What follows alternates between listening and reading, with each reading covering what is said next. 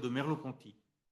Nous allons revenir à un texte littéraire parce que Cézanne, s'il n'a pas connu, s'il n'a pas été lu par Mallarmé, par Rimbaud, a eu un des plus grands romanciers du XIXe siècle, j'allais dire, comme son meilleur ami. Indéniablement, c'est une très très grande amitié que celle de Zola et de Cézanne.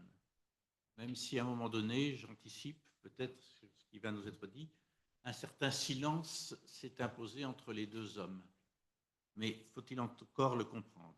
Donc, j'ai demandé, dans le souci que notre centre de recherche et de documentation, c'est aussi cette perspective-là qui joue, soit en liaison avec d'autres centres, avec d'autres lieux de travail, de réflexion, de recherche, que nous soyons fondamentalement aussi en relation avec Médan, où un centre zolien s'est construit et s'est mis en place. Donc, voilà, j'avais connu, je vais le dire, Henri Mitterrand, qui fut un des grands spécialistes de Zola et qui a publié nombre de textes, dont un dernier texte qui sont les lettres croisées de Cézanne et Zola. Il nous a quittés. Voilà, vous l'avez connu. Vous allez porter aussi sa voix, continuer son œuvre. Donc Marie-Ange Fougère qui est là, qui est aussi, comme plusieurs ici présents, ancienne élève de l'école normale supérieure de la rue d'Ulm, agrégée de lettres, classique, professeur de littérature française à l'université de Bourgogne-Europe, et vous avez consacré une part importante de vos travaux au naturalisme et au rire au XIXe siècle. Vous avez publié L'ironie naturaliste, Zola et les paradoxes du sérieux. Je n'ai pas encore lu, mais je lirai très certainement demain. Et édité plusieurs romans de Zola, dont l'œuvre Au bouille, au bonheur des dames, Nana, Le ventre de Paris. Voilà, je vous laisse réajuster peut-être ce qui a été une mauvaise interprétation de la relation de Cézanne et de Zola, où il y a un réajustement qu'il nous faut comprendre, et du point de vue du romancier et du point de vue du peintre. Merci. Je voudrais vivement remercier la Société Cézanne et Denis Coutagne de m'avoir conviée à ce colloque dans lequel je vais parler en mon nom propre, mais aussi au nom du Centre Zola, le Centre de recherche sur Zola et le naturalisme, et donc au nom aussi de mes collègues Henri Mitterrand qui est décédé il y a 4 ans, mais aussi Alain Pagès. Voilà. En outre, je tiens à préciser que je vais m'exprimer devant vous avec la plus grande humilité, car si je fréquente Zola depuis plus de 35 ans, je vais m'adresser aujourd'hui à celles et à ceux qui connaissent mieux que quiconque Cézanne et son œuvre, qu'ils veuillent donc bien pardonner les éventuelles approximations qui émailleront mon propos. Alors, le titre de mon intervention pourra sembler pour le moins étrange, pour ne pas dire stupide.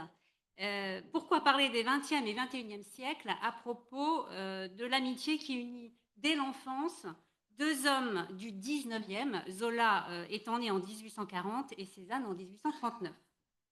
Quelle mésaventure puis-je bien évoquer, ces deux hommes étant morts au tout début du XXe siècle, Zola en 1902 et Cézanne en 1906. En fait, ce que je vais présenter aujourd'hui devant vous, ce n'est pas l'histoire de l'amitié entre Cézanne et Zola, mais l'histoire du récit qui a suivi au XXe et au XXIe siècle. Donc un récit mouvementé, un récit à rebondissement au gré des interprétations plus ou moins erronées des uns, des découvertes des autres, et découvertes dont le caractère inattendu rend les choses encore plus intéressantes.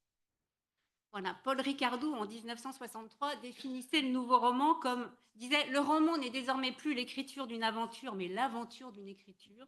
Eh bien, je vais paraphraser la formule, et vais donc vous proposer non pas le récit d'une aventure amicale entre un très grand écrivain et un très grand peintre, mais l'aventure de ce récit au XXe et XXIe siècle. Alors, évidemment, vous vous en doutez bien, les lettres échangées entre les deux amis offrent sur ce sujet un angle privilégié, un angle de vue privilégié. La correspondance de Cézanne, vous le savez tous, a été publiée par John Rewald en 1937 chez Grasset et augmentée en 1978. Du côté de Zola, la correspondance a commencé à être publiée en 1907 avec le volume des Lettres de jeunesse. Donc ça, c'est la femme de Zola qui s'en est chargée, Alexandrine, et elle a fait des groupes, hein, les lettres à Baye, les lettres à Cézanne, puis les lettres à Marius Roux. Ensuite, l'année suivante, Alexandrine, Zola, la femme de Zola, a publié un deuxième recueil, Les Lettres et les Arts. 20 ans plus tard, on a vu apparaître de nouvelles lettres à la fin des œuvres complètes publiées par le gendre de Zola, Maurice Leblond. Ensuite, l'exécuteur testamentaire d'Alexandrine a déposé à la Bibliothèque nationale une collection de lettres reçues par Zola, et ce sont ces lettres qui ont nourri l'édition de la correspondance de Cézanne par John Rewald. En 1970, Henri Mitterrand, dont nous parlions à l'instant, a rassemblé la correspondance dont on disposait dans le tome 15 des œuvres complètes, publiées au Cercle du Livre Précieux. Il a ajouté encore des textes. Vous voyez que la correspondance de Zola s'est étoffée au fil des décennies. Et ensuite, il y a eu une édition collective de la correspondance de Zola, publiée à la fois par le Centre de recherche Zola, que je représente ici, et par les presses de l'université, les presses de l'Université de Montréal. Tout cela en 10 volumes. C'est vraiment l'édition de référence sur la correspondance de Zola.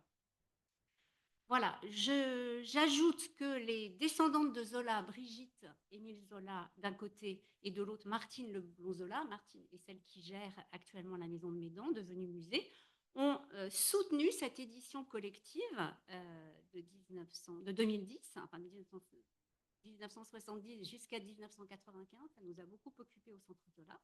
Donc, elles ont soutenu toutes les deux cette édition collective parce qu'elles ont permis que le Centre Zola et donc nous, les chercheurs, nous disposions des copies des lettres reçues par Zola qui n'avaient pas été données par Alexandrine à la Bibliothèque nationale.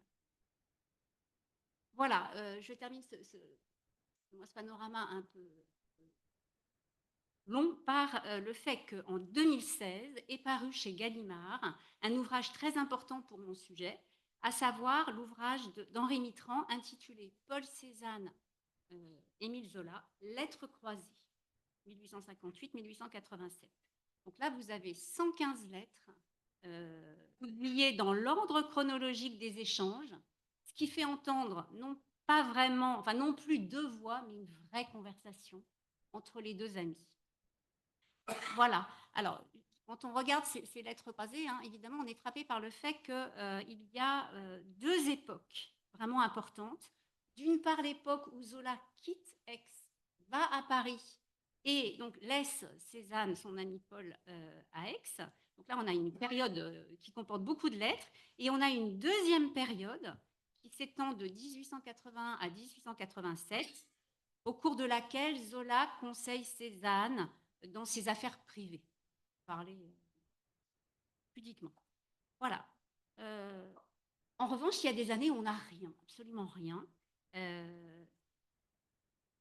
Et il y a un autre point intéressant quand on regarde les lettres croisées, c'est qu'il y a une disproportion entre les lettres dont on dispose de Zola et les lettres dont on dispose de Cézanne. On a beaucoup plus de lettres de Cézanne que de lettres de Zola. Pourquoi ? Eh bien, il faut savoir que les deux amis n'accordaient pas du tout la même importance à l'écrit. Zola était un archiviste dans l'âme, hein, et donc il gardait tout.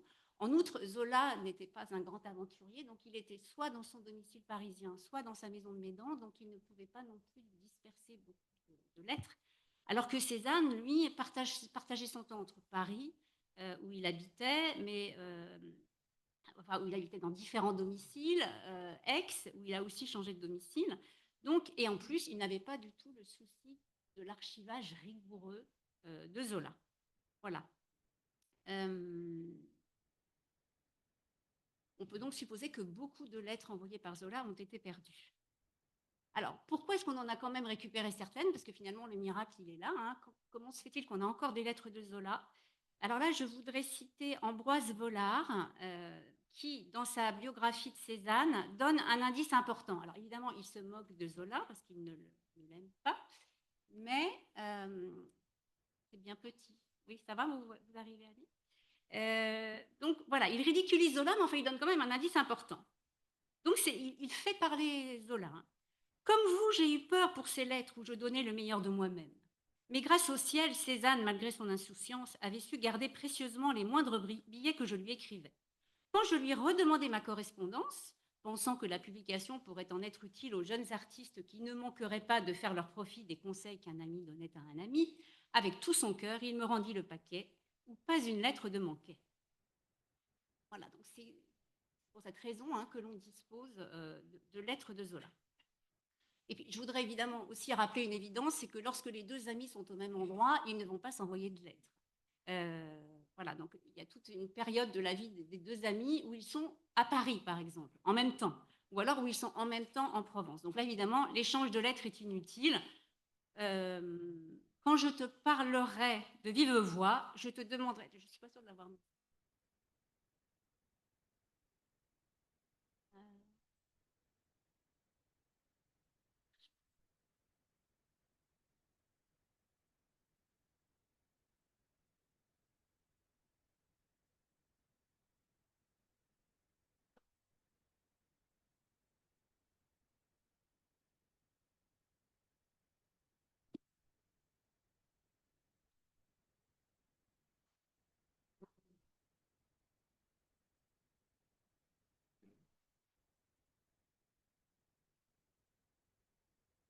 C'est bien parti.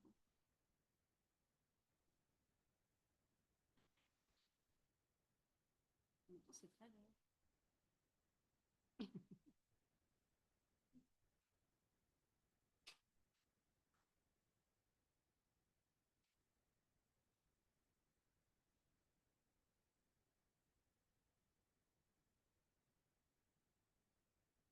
Bon, en attendant, je vous raconte donc ce que en plus, je ne suis pas sûre de l'avoir mis, cette extrait de lettre. Quand je te parlerai de vive voix, je te demanderai si ton opinion n'est pas, sur la peinture, comme moyen d'expression de la sensation, la même que la mienne. Oui, quand je te parlerai de vive voix, donc ils envisagent de se rencontrer. Et ce de vive voix porte...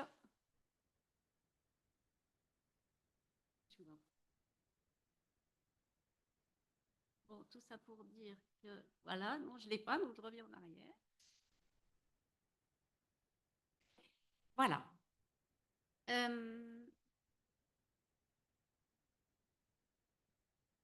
Donc, pour conclure sur ce point des lettres, hein, je conclurai avec Henri Mitterrand. Autrement dit, le sens véritable et plus profond de ces lettres ne réside pas dans leurs allusions aux événements de la vie privée ou de la vie sociale des deux auteurs, mais dans le simple fait qu'elles ont existé et qu'elles présupposent beaucoup d'autres échanges dont la trace a été perdue.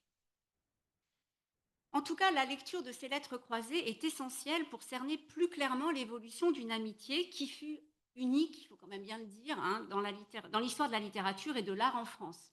Association de deux noms que, en 1860, hein, vous connaissez cette citation de Zola, bon, je ne suis pas très douée, je reviens en arrière, voilà. Je l'ai vue, cette phrase, sur le cartel du portrait de Zola au musée Granet, à l'exposition. Hein. Le portrait de Zola jeune, il y a cette citation qui est inscrite sur le cartel. Voilà le rêve de Zola. Nos deux noms en lettres d'or brillaient, unis sur le même feuillet, et dans cette fraternité du génie, passaient inséparables à la postérité. Ça, c'est le rêve que fait Zola en 1860. Il a 20 ans. Voilà. Et voilà, surtout cet échange de lettres va me permettre d'en venir à mon propos, à savoir comment a-t-on raconté l'histoire de cette amitié au XXe et au XXIe siècle. Voilà, les récits et les commentaires qui en ont été faits par des critiques et des commentateurs dont l'ignorance pour certains et la malveillance pour d'autres ont fait que ce récit a été un peu malmené. Alors, exemple d'erreur faite par ignorance, eh bien, c'est lorsque John Rewald écrit à propos d'une lettre de Cézanne à Zola de 1880. Donc John Rewald écrit la chose suivante. Depuis que ses propres travaux étaient couronnés de succès, l'attitude du romancier avait changé. John Rewald sous-entend ici que depuis que Zola était devenu un romancier connu, il ne s'occupait plus du tout de ses amis peintres, il ne s'y intéressait plus, et donc il avait effectivement changé d'attitude. Or, c'est faux, puisque Zola s'intéresse toujours à la peinture, même une fois qu'il est lancé dans l'aventure des Rougon-Macquart, et il ne cesse, entre 1871 et 1881, de faire des comptes rendus dans la presse, des salons, de certaines expositions, en particulier à chaque fois que des peintres impressionnistes sont présents. Et il ne manque jamais de citer Cézanne lorsqu'il y a une ou plusieurs toiles de son ami qui sont exposées. Dans la biographie d'Henri Perruchot de Cézanne, vous allez retrouver la même erreur. Bon, cela, c'est une erreur. Voilà. En revanche, il y a des mensonges. Alors, je passe sur la légende selon laquelle Alexandrine Zola aurait été la maîtresse de Cézanne, ce qui n'a aucun sens. En revanche, j'en viens à un mensonge tout à fait caractérisé, celui d'Ambroise Vollard, qui fait parler ainsi Zola, et qui lui fait dire tout ce qu'écrivait Cézanne était imprévu et original, mais je n'ai pas conservé ses lettres. Ce qui est absurde, puisque Denise Leblond-Zola, la fille d'Émile, avait bien conservé les lettres de Cézanne, et c'est même elle qui les a confiées à John Rewald pour son édition de la correspondance de Cézanne. Voilà. Quant à Émile Bernard, dans ses souvenirs sur Paul Cézanne, il prête au peintre ce portrait du romancier. C'était une intelligence médiocre et un ami détestable. Lui-même, au fur et à mesure qu'il établissait sa réputation, devenait féroce et semblait me recevoir par complaisance, si bien que je me dégoûtais de le voir et je fus de longues années sans le rechercher. Voilà ce qu'aurait dit Cézanne, ce qui n'a pas grand sens, puisque à cette même époque, dans ses lettres, Cézanne propose de venir bavader avec Zola, soit dans la maison, dans l'immeuble, dans l'appartement parisien, soit dans la maison de Médan. Il lui demande de l'argent pour son épouse, il lui demande des conseils pour des problèmes d'héritage, il lui demande de garder des lettres intimes. Voilà. Donc, soit Cézanne se trompe, soit il invente, soit c'est Émile Bernard qui invente. Hypothèse plus que probable quand on connaît l'animosité de Bernard pour le défenseur de Dreyfus et pour le maître de cette déplorable école que fut le naturalisme.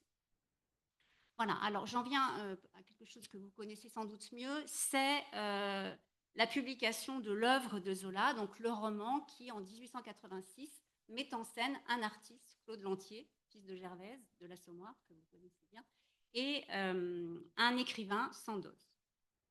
Voilà, c'est là qu'a éclaté le plus gros contresens, sans doute, à l'encontre du romancier naturaliste et donc à l'encontre de l'amitié Zola-Cézanne. Donc, ce contresens, c'est quoi? C'est que l'artiste, le peintre, qui est le héros de l'œuvre, serait, oui, le modèle de Claude, enfin que Cézanne serait le modèle de ce peintre raté.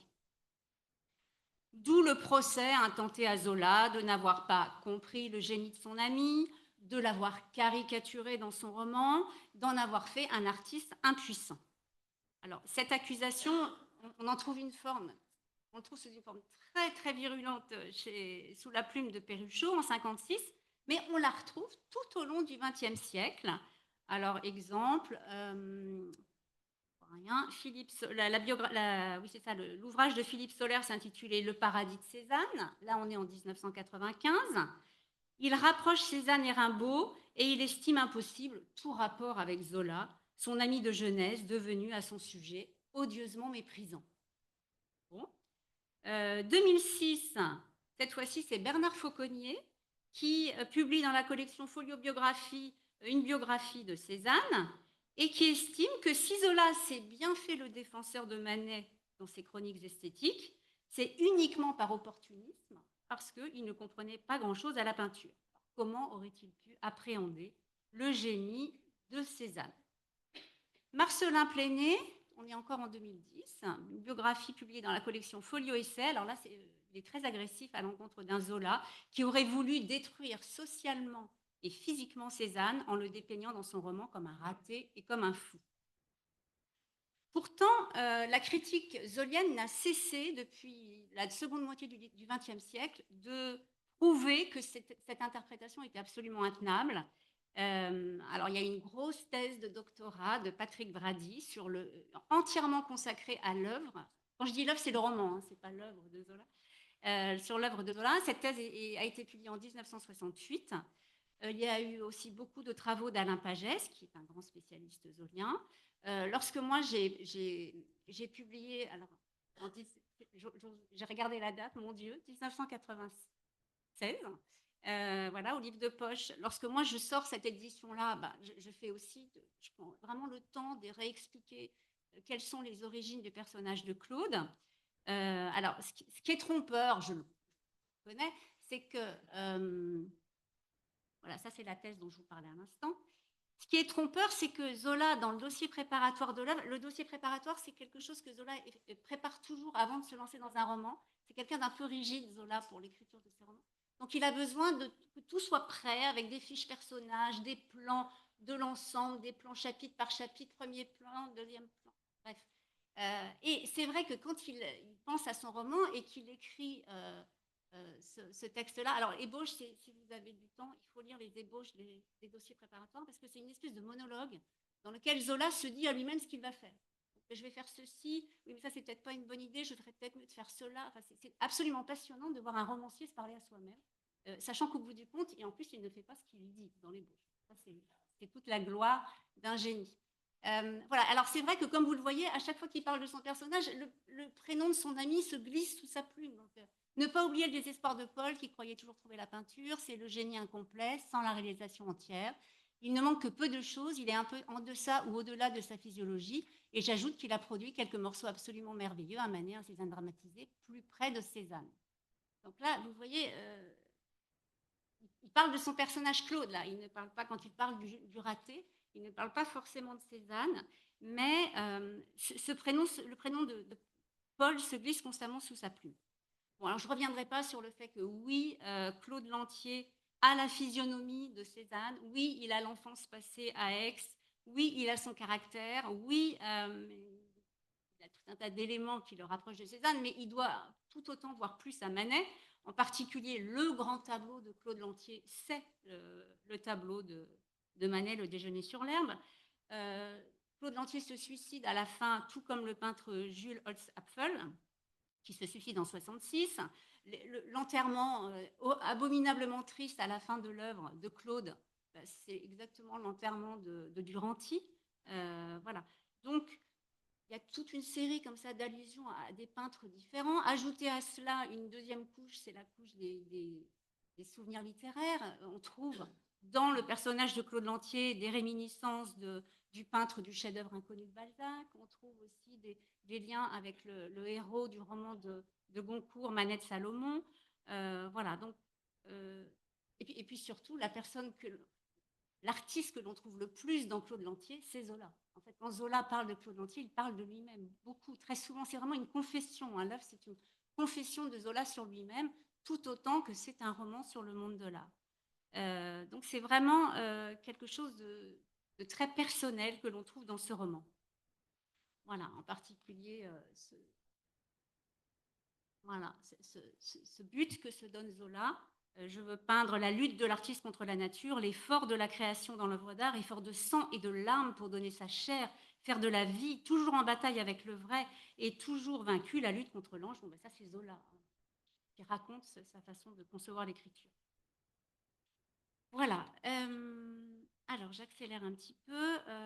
Je rappelle aussi que lorsque Zola prépare l'œuvre, eh bien, Cézanne est là. Il est justement en train de faire un séjour dans la maison de campagne de son ami. Donc, on peut imaginer le nombre de discussions, de conversations entre les deux amis au moment où Zola écrit l'œuvre. Évidemment que ces conversations, on n'en a aucune trace. Mais comment imaginer que Zola puisse d'un côté préparer l'œuvre et de l'autre côté parler à Cézanne de la pluie et du beau temps en même temps? C'est impossible. Donc, il dure beaucoup causer du livre et surtout, Zola a dû beaucoup lire d'extraits à son ami. Et c'est Joachim Gasquet, dans le Cézanne qu'il publie en 1921, hein, qui raconte que les premiers chapitres de l'œuvre avaient beaucoup ému Cézanne.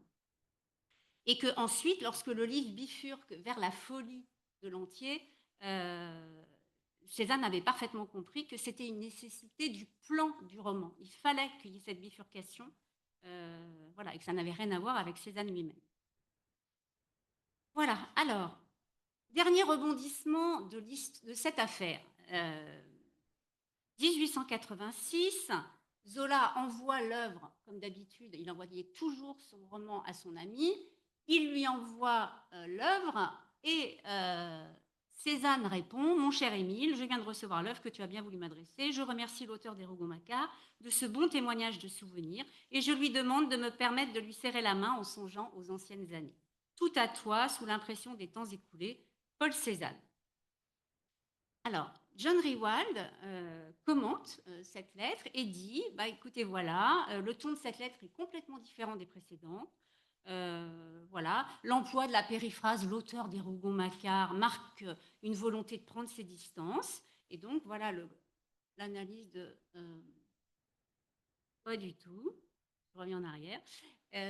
L'analyse de John Rewald est la suivante. Cette lettre, qui contraste si singulièrement avec les autres, respire le regret et la tristesse. C'est une lettre d'adieu. Bon, quand on la regarde, la lettre, enfin, je ne sais pas ce que vous en pensez, mais on a quand même « Mon cher Émile, tout à toi », ce bon témoignage de souvenir qui ne corrobore nullement l'idée de rupture.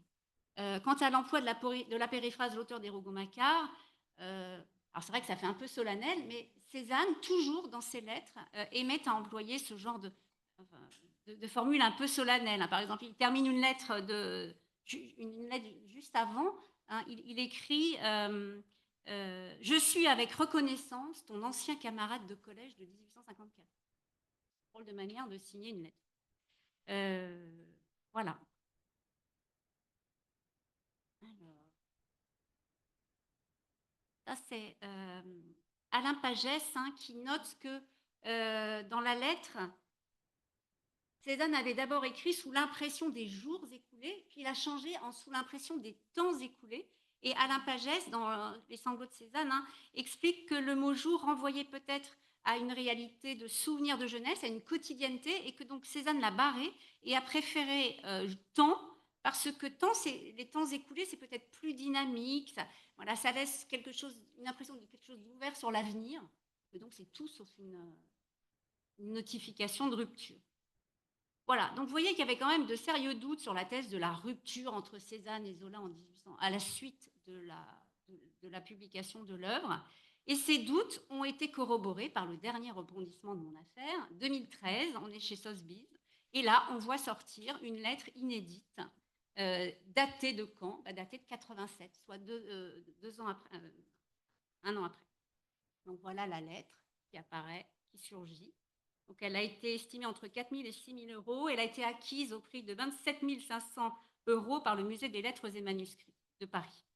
Voilà, donc Paris, 28 novembre 1887. Mon cher Émile, je viens de recevoir de retour d'Aix le volume de la Terre que tu as bien voulu m'adresser. Je te remercie pour l'envoi de ce nouveau rameau poussé sur l'arbre généalogique des Rougon-Macquart. C'est une métaphore très très présente sous la plume de Zola, la métaphore de l'arbre. Donc, on voit que Cézanne connaît parfaitement l'œuvre de son ami.